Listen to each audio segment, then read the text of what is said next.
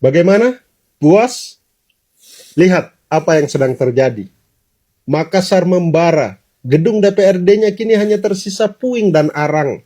3 sampai 4 nyawa melayang. Bukan karena peperangan melawan musuh, tapi karena kita sendiri yang membakar rumah kita. Tumbalnya saudara kita. Jakarta semakin bergejolak. Senen menjadi ladang penjarahan. Toko-toko dijebol, barang-barang diangkut tanpa ampun. Gas air mata bercampur dengan jerit ketakutan rakyat. Bandung, Medan, Surabaya, Yogyakarta, Bengkulu, dan daerah-daerah lainnya, semuanya menyala dengan api dan amarah.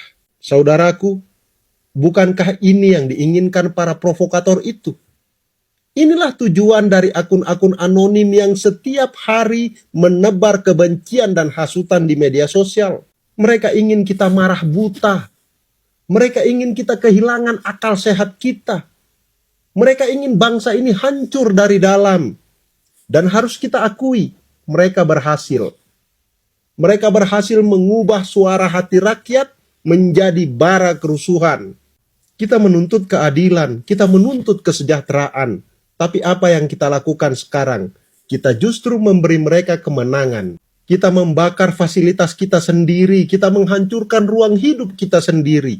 Kita menjarah toko tetangga kita sendiri. Dan akhirnya, kitalah yang akan paling merasakan pedihnya akibat perbuatan kita sendiri. Percaya atau tidak, investor sudah melihat semua ini.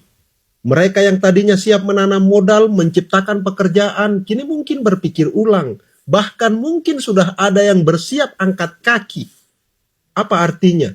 Lapangan kerja kita akan semakin sempit, ekonomi akan semakin terpuruk, dan jangan kaget bila PHK massal segera menyusul.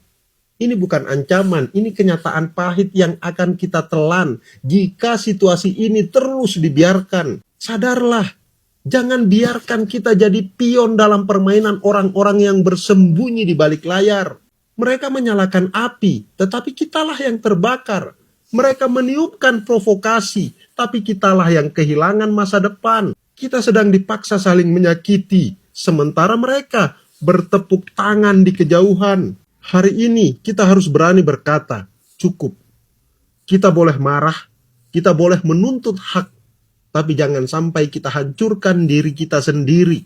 Karena bila bangsa ini runtuh, yang paling menderita bukanlah mereka, melainkan kita, rakyat biasa yang hanya ingin hidup layak dan tenang.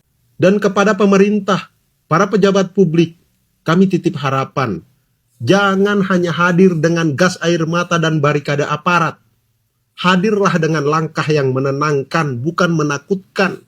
Kami tahu, kalian pasti bingung harus berdialog dengan siapa, karena gerakan ini tidak jelas siapa yang mewakili siapa. Masing-masing datang dengan kemarahannya. Jaga fasilitas publik kita dengan tegas, tetapi tetap manusiawi.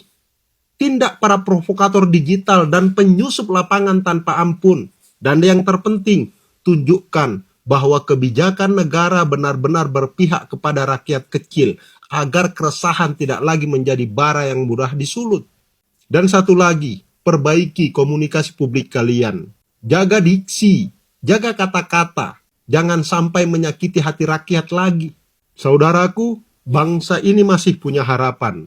Selama kita mau menahan diri, selama pemerintah mau hadir dengan hati, kita bisa keluar dari kegelapan ini. Thank you.